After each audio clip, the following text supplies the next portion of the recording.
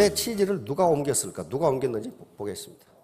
이게 스펜서 존슨이라고 하는 베스트셀러 작가이자 닥터입니다. 의사예요. 의사분이에요. 그런데 이분이 많은 책을 썼어요. 우리 서점에도 많이 번역돼 나와 있어. 멘토라는 책도 있고 현재라는 책도 있고. 그런데 그중에서 가장 탁월한 책이 누가 내 치즈를 옮겼을까 하는 책이에요. 주인공은 넷이에요. 햄이라고 고약스럽게 생겼죠. 내가 누군데. 그리고 이놈은 호라고 하는 놈이고, 이놈은 스커리, 스니프, 생쥐 둘하고 꼬마 인간 둘이 주인공이에요. 그래 우하죠.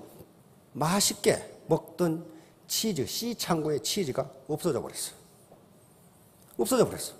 그런데 햄과 호는 자기들은 그동안 열심히 일했기 때문에 평생 동안 치즈를 먹을 권리가 있다고 생각하는데 어느 날 갑자기 없어져 버렸어. 없어지자 스커리와 스니프는, 치즈가 없어지니까 스커리와 스니프는 즉각 새로운 창고를 찾아서 떠났어. 근데 두 사람은 내가 평생 얼마나 열심히 뼈 빠지게 일했는데 어떤 녀석이 이 치즈를 없앴느냐 말이야. 나는 이 문제를 끝까지 두고 보겠다. 어떤 놈이 갖다 놓을 때까지 기다리겠다. 호도 그러다가 어떤 놈이 안 갖다 놓거든. 호는 새로운 치즈를 찾아 떠납니다. 결국 호가 떠나고 보니까 C창고보다 더 맛있고 풍부한 치즈창고, N창고를 발견하게 됩니다. 그게 이 스토리의 전부예요. 자, 여기서 치즈가 의미하는 바는 뭐예요? 치즈가 의미하는 바는 내가 얻고자 하는 것, 소득, 지위, 애인, 집, 자동차. 다시 말하면 이 치즈를 옮긴 것은 정부도 누구도 아닙니다. 메가 트렌드라고 하는 문명의 흐름이에요. 문명의 흐름. 전에는 농사만 지어도 부자로 살았는데 지금은 그것이 되지 않는다예요. 다시 말하면 시대의 흐름, 문명의 흐름이에요. 그러니까 여기서 어떻게 하라는 것이냐? 세상을 보는 눈을 바꾸라는 거예요. 당신들이 생각을 안 바꾸면 시대는 흘러가는데, 문명은 흘러가는데 당신은 굶어 죽기 딱 맞다. 이제 그 얘기예요, 지금. 자, 다음. 작은 변화에 주의를 기울여서 큰 변화가 올 때 대처할 수 있도록 준비하라. 요거의 메시지가 변화는 날마다 오는데 이게 변화가 작아. 그러니까 신경 안 써. 네. 스펜서 존슨 박사가 하는 얘기야. 신속히 변화를 준비하고 그 변화를 즐겨라. 변화는 치즈를 계속 옮겨놓는다. 당신이 달성하고자 하는 목표는 거기에 있지 않다예요. 시대의 변화에 따라서. 메가 트렌드라고 하죠. 대흐름이에요. 자, 다음. 이게 바로 토마스 쿤이라고 하는 패러다임이라고 하는 말을 처음 쓴 말입니다. 패러다임은 간단하게 얘기하면 세상을 보는 눈, 사고의 틀이에요. 사고의 틀. 세상을 보는 눈이, 이건 객관적으로 세상이 어떻게 생겼느냐가 아니고 보는 눈에 따라 달라진다는 거예요. 자, 이거 보세요. 이거 루빈의 꽃병, 루빈이 만든 겁니다. 이게 꽃병으로 보여요. 사람 얼굴 서로 바라보고 있는 걸로. 이게 관점에 따라 달라진다는 거예요. 나는 꽃병만 보이는데 사람 얼굴이라고 주장하는 사람이 틀린 게 아니라는 거예요. 다른 방법으로 본다는 거예요. 요건 귀 부위로 보니까 마귀 할멈으로 보이세요. 이게 지금 헷갈린 분 계실 텐데 귀 부인을 생각하신 분은 귀 부위로 보이고 마귀 할멈으로 보는 분은 마귀 할멈으로 보여요. 이건 오리예요, 토끼예요, 이게. 그러니까 사고의 틀, 보는 관점에 따라 달라진다는 거예요. 요 몽둥이는 3개예요, 4개예요, 지금. 요 놈은 3개라고 주장하고, 요 놈은 4개라고 주장하고 있는 거예요, 지금. 다시 말하면, 파트너와 스폰서가 입장을 바꿔놓고 생각하면, 왜 그 사람이 그 얘기를 하는지를 이해할 수 있다는 거예요. 요 놈하고 입장을 바꾸면, 요 놈은 3개라고 또 주장하는 거예요, 이게. 성공하는 사람들이 읽고가 있을까? 이 책을 읽어보신 분이 많을 겁니다. 안 읽어봤더라도 읽지 마세요. 책이 두꺼워요. 두껍고 아주 말이 많어. 어려워. 근데 간단해요. 내용은 간단합니다. 처음 제1장에 7가지 습관이 안 나옵니다. 뭐가 나오느냐 하면은 패러다임의 전환이 나와요. 아예 장황하게 설명하고 있어요. 패러다임. 당신이 이것을 내면에서 시작해서 외부로 향하는 것이라고 했어요. 당신의 세상을 보는 눈, 당신의 이 사고 구조를 바꾸지 않는 이상 7가지 습관 이거 아무 소용도 없으니 하지 마라 그 말이에요. 그래서 자기의 패러다임을 바꾸기 싫으면 읽지 말라는 거예요. 읽어봐야 소용없다는 거예요. 그래 놓고 7가지 습관을 다 설명하고 나서 마지막에 다시 설명해. 다시 패러다임을 다시 설명해. 요거 안 바꾸면 당신은 성공 못한다는 거예요. 그러니까 내가 세상을 보는 눈, 내가 농경시대, 산업화 시대를 거쳤는데 지금은 지식정보화 시대, 어떤 학자들은 창조시대로 넘어갔다 오릅니다. 즉 새로운 걸 창조하지 않으면 당신은 제대로 살 수 없다는 거예요. 자, 패러다임은 지도. 만약에 여러분들이 지금 부산 지도를 가지고 서울에서 집을 찾는다면 어떻게 되겠느냐는 거예요. 그 패러다임이라는 게 정확한 지도를 갖는 거예요. 서울에서 집을 찾으려면 서울 지도를 가져야 돼요. 부산에서 집을 찾으려면 부산 지도를 가져야 돼요. 근데 만약에 지도가 잘못해서 자기가 잘못 생각했어. 설악산하고 지리산을 바꿔 생각했어.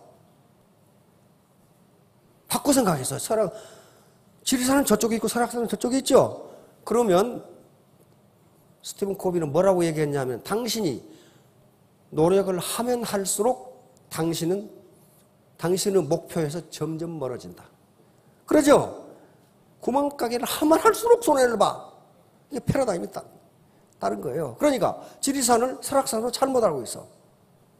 그러니까 지리산에 간다면서 강원도로 가. 그러면 부지런하게 갈수록 지리산에서 멀어져. 그렇죠? 이놈의 장사를 하면 할수록 손해가 나. 요 얘기예요, 지금. 요 얘기예요. 자, 다음.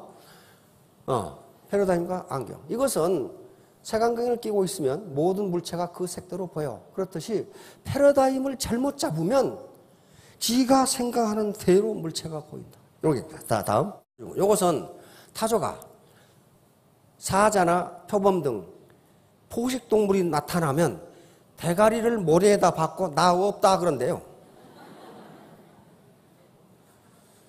이것은 뭐냐면은 지금 세상이 문명 패러다임이 바뀌고 있는데 그게 두려워. 두려우니까 바뀌긴 뭐 바뀌어. 이러고 있는 거예요. 자, 다음. 그 앞에 다시 한번 봐요. 이러고 있는 사람이 있다 이 말이에요. 이러고 있는 사람이 지금 뭐가 바뀌어 그러면서. 당랑거철은 회남자 인간 혼에 나옵니다. 요 사마귀는요, 곤충 세계에서는 힘이 제법 센 놈입니다. 굉장히 잘 잡아먹죠. 그런데 요놈이 수레가 오니까 멈추라고 뭐 안 멈추면 가만 안 있겠다고 공갈을 놔. 그런데 뭐라고 기록되어 있냐면은 수레는 그놈이 있는지도 모르고 깔고 넘어갔다 그러게. 다시 말하면 시대가 이렇게 농경시대, 산업시대에서 지식정보화 시대로 가는데 그 시대의 흐름을 제대로 타지 못하면 깔려 죽는다. 그런 말이에요. 깔려 죽는다. 옛날 거 고집하고 있다면 깔려 죽는다. 너무 큰 걸 먹으려다 보면 이렇게 돼. 이놈이 악어가 코끼리 잡아먹으려다가 신세가 이렇게 됐어, 지금. 다시 말하면 시대의 큰 흐름에 역행하지 말라는 거예요. 이건 19세기와 20세기 초에 과학자들이 엄청나게 실험을 했습니다. 개구리처럼 삼켜 죽지 말라고 계속 경고하는 거예요. 개구리를 뜨거운 물에 넣으면 어마뜨거하고 팍 튀어나온답니다. 그런데 찬물에다 넣어서 살살 가열을 해. 그러면 따뜻하게 좋죠. 이렇게 느긋하게 자빠졌다가 삼켜 죽는다 그런 말이에요. 다시 말하면 시대의 흐름이 굉장히 느린 것처럼 보이니까 술술 그냥 즐기다가 삼켜 죽는다. 이걸 개구리 삶기, 프로그 보일링이라고 하는 겁니다. 그런데 요즘 과학자들이 그렇다 안 그렇다 논란이 많아요. 그런데 이건 우화로 맞는 겁니다. 그리고 실제로 19세기 말에 실험을 했어요. 도대체 개구리가 몇 도씩 1시간에 몇 도 올라갈 때 튀어나가지 않는가를 실험을 해서 해봤더니 실제로 삼켜 죽는다 그런 말이에요. 변화가 서서히 일어나면 삼켜 죽는다. 자, 그래서 시대의 변화에 둔감하고 있다 삼켜 죽지 말라는 게 요 우화입니다. 슬리퍼리 슬로프 아규먼트, 미끄러운 비탈길 논증. 자, 보세요. 요놈이 A가 있어요. 그런데 뭐 괜찮네 뭐. 조금 더 앞으로 와봐. 뭐 괜찮네 뭐. 그러다가 어느 순간에 밑으로 나가 떨어진다는 거예요. 다시 말하면 서서히 오는 변화인데 어느 순간에는 재앙을 만날 수가 있다. 여기까지는 괜찮죠? 여기 떨어진단 말이에요. 그러니까 변화에 둔감하지 말라는 거예요. 시대의 흐름을 역행하지 말라는 거예요. 자, 이분이 지금 아놀드 토인비라고 하는 영국의 역사학자예요. 역사학자인데 이분은 바로 창조적 소수가 문명을 이끌어간다고 이야기합니다. 그리고 도전과 응전 얘기를 해요. 반드시 인간은 밖에서 무슨 도전이 있을 때 거기에 응전하면 발전한다. 이건 한 문명을 두고 한 얘기입니다. 근데 개인에게도 마찬가지예요. 누군가가 외부 도전이 없으면 발전을 할 수 없다는 거예요. 이 다단계, 지금 인상이 더러워가지고 도전을 많이 해. 완전히 그 도둑놈 취급을 한다든가 사기꾼 취급을 당한다든가 그런 거 할 거예요. 이게 도전이에요. 그 도전을 이겨내면 발전한다는 거예요. 자, 근데 아놀드 토인비 박사가 이 연설을 많이 했는데 자꾸 사람들이 물어 도전과 응전이 뭡니까? 그래서 아놀드 토인비 박사가 설명한 게 이 청어와 물메기예요. 영국 국민들이 가장 좋아하는 생선이 청어랍니다. 청어인데 저기 북해에서 청어를 잡아서 런던까지 오면 다 죽어버린대. 살아있는 청어가 죽은 청어의 값이 2배, 3배가 된대요. 그러니까 어부들은 가능하면 청어를 살려서 런던까지 오면 부자가 돼. 근데 그게 어려워. 근데 어떤 어부 하나가 청어가 다 살았어. 그래 자꾸 사람들이 물어봐. 비법이 뭐냐? 안 가르쳐줘. 근데 나중에 토인비 박사에게 말을 했어. 가르쳐줘. 뭐냐면은 청어를 넣은 수조에다가 청어를 잡아먹고 사는 물메기를 집어넣어놨어. 그러니까 이놈들이 도망다니라고 죽을 시간이 없어. 계속 도망다니. 이렇게 계속 그냥 이게 안 잡혀 먹이려고 그러다가 런던까지 다 살아있어. 정신이 멀쩡해가지고. 그러니까 요놈이 잡아먹은 것은 2마리밖에 없어. 근데 나머지는 다 살았어. 요걸 가지고 토인비 박사가 설명을 했어. 이게 도전과 응전이다. 요놈이 도전하지 않으면 당신은 살아남을 수가 없다는 거예요. 왜? 살아남는 것은 도전을 응전해서 챌린지를 리스판스해서 그때 당신은 살아납니다. 아무 도전이 없는 사람은 발전할 수가 없다. 요 얘기를 한 거예요. 그러니까 여러분들이 꼭 애터미를 하라는 건 아닙니다. 뭘 하든 도전이 있어요. 도전. 그 도전을 응전을 해서 리스판스를 해서 이겨내면 성공할 수가 있어요. 뭐든지 그렇습니다. 자, 다음. 일신, 우일신. 요건요, 3,800년 전에 요 상나라를 창건했던 시조입니다. 탕왕, 탕닝금의 대하에가 기록되어 있는 글자예요. 지금부터 3,800년 전이에요. 3,800년 전에 요것이 어디가 남아있냐면은 사서 삼경 중에 대학이 있죠. 대학에 이게 기록되어 있어요. 탕닝금의 반명에 말하기를 뭐라고 그랬느냐? 3,800년 전에? 그때는 변화도 별로 없던 시기인데 그 진실로 고자입니다. 진실로 날마다 새로워져라. 구일신 외우세요. 구일신 진실로 고자 날일자 새로워져라. 진실로 날마다 새로워져라. 구닥다리가 되지만 즉 다시 말하면 눈이 부시게 푸르른 날을 계속 가져라 그 말이죠. 그 다음에 일일신 날마다 새로워져라. 계속 강조하는 거예요. 그 다음에 우이신 그리고 또 새로워져라. 이렇게 하지 않으면 나라를 다스릴 수가 없다. 임금이에요. 임금. 나라를 창건한 탕임금이 세수 때에다 그걸 글자를 새겨놓고 세수할 때마다 보는 거예요. 진실로 날마다 새로워져라. 구일신, 일일신. 날마다 새로워져라. 우일신. 그리고 또 날마다 새로워져라. 그렇지 않으면 나라를 다스릴 수 없다. 이게 지도자예요. 이게 리더야. 여기 오시면 다 리더입니다. 자기 파트너를 가져야 돼요. 리더가 날마다 새로워지지 않으면 구닥다리가 돼버렸네. 구닥다리. 그러면 어때요? 지쳐서 노인이 돼버려. 날마다 눈이 부시게 푸르른 날을 가져야 되는데 지쳐서 노인이 된단 말이에요. 빌 게이츠 아시죠? 빌 게이츠가 학생에게 말하고 싶은 10가지를 말해놨어요. 자, 인생이란 원래 공평하지 못하다. 그거 받아들여라 그 말이에요. 받아들여. 재수대가리 없이 어떤 사람은 재벌 3세로 태어났는데 나는 이게 뭐야 이거. 이거 원래 불공평하다 그 말이에요. 이거 케네디 대통령 똑같은 얘기했어요. 케네디 대통령 때 미군들이 어떤 사람은 선진국 독일, 영국에 가서 딴따라 하고 있는데 어떤 사람은 월남에 가서 죽으라고 싸우고 있어. 그렇잖아요, 미군들. 예? 그래서 케네디 대통령 식사하는 자리에서 한 장교가 질문을 했어. 카카, 이거 같은 미군인데 불공평하지 않습니까?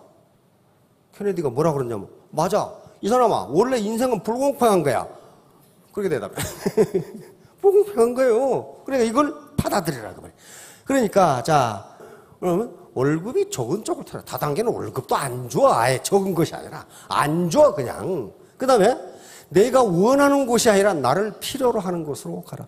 원하는 곳은요, 다 사람들이 채워져 있어요. 그 다음에 승진의 기회가 거의 없는 쪽을 택하라.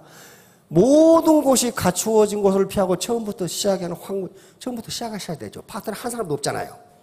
예? 그 다음에 앞을 다투어 모여드는 곳은 절대 가지 말라. 여기 지금 아무도 가지 않는 곳으로 지금 오셨잖아요, 지금. 예? 장래성이 전혀 없다고 생각되는 곳으로 가라. 사회적 존경 같은 건 바라볼 수 없는 것, 존경 못 받으시죠? 바로 이런 것이라. 한가운데가 아니라 가장자리로 가라. 이야, 이게 9번은요, 정확하게 맞았어요.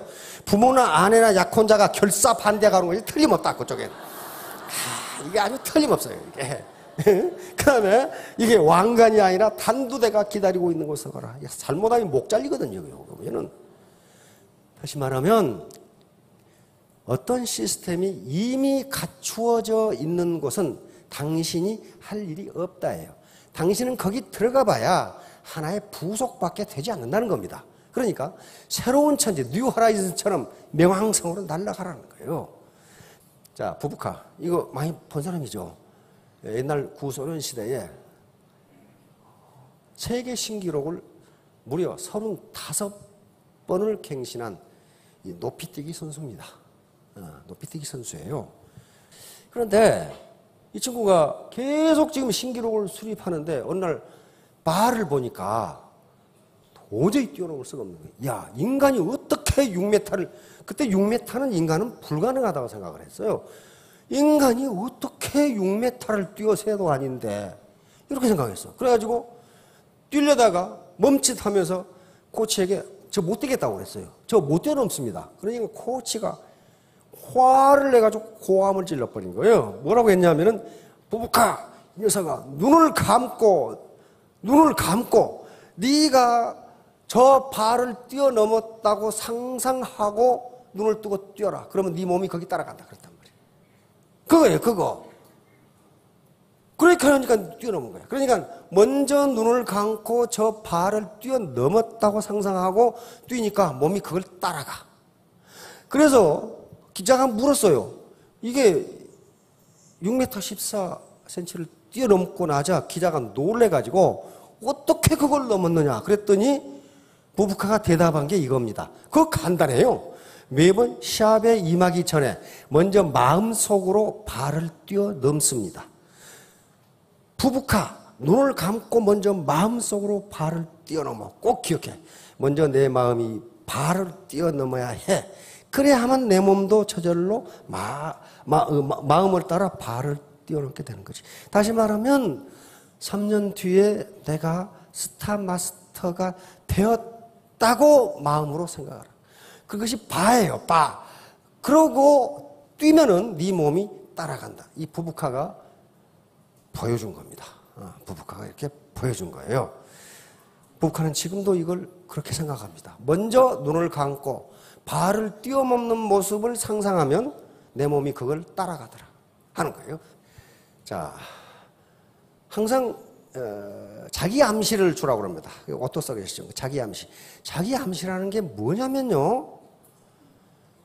우리는 의식이라는 걸 가지고 있고 잠재의식, 무의식이라는 걸 가지고 있는데 많은 학자들은 이 무의식의 세계가 약 90%고 의식의 세계가 10%랍니다. 그런데 우리 행동을 지배하는 것은 무의식의 세계라고 심리학자들은 이야기합니다. 특히 정신분석학자들은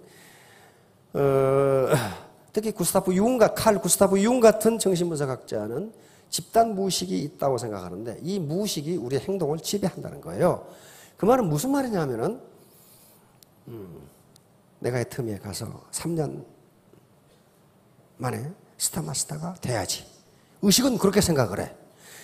의식은 생각을 하는데 무의식이 네가 어떻게 여기서 배 밑에서 그런다 그런 말이에요.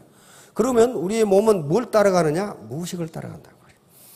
그런데 요 시골에 아주 가난한 나폴레옹 힐은 가난한 이 청년이었어요. 그래서 학교도 제대로 못 다니고 지가 일하지 않으면 이 호구지책이 안 되는 그 청년이었어요. 그런데 이 조그만 동네 신문에 기자했습니다. 나폴레옹 힐이. 그런데 어떤 기획을 하게 되는 기획 프로그램으로 그 당시 미국에서 가장 성공한 분들을 인터뷰해가지고 기획 기사를 실어야지 하고 생각했어요. 근데 나폴레옹 힐이 마침 앤드류 카네기하고 피츠버그에 살았거든요.